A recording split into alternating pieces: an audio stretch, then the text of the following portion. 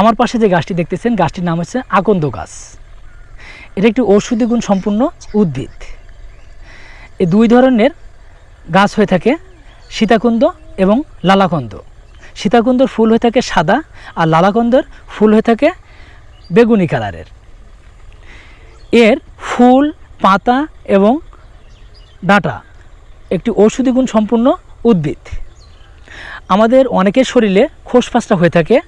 যাদের খোসপাঁচটা হয় তারা এই গাছের আটা, যতটুকু আটা নেবেন তার 4 গুণ বেশি সরিষার তেল এবং এর সাথে কাঁচা হলুদের রস মিক্সড করে খোসপাঁচটা লাগালে ইনশাল্লাহ ভালো হয়ে যাবে।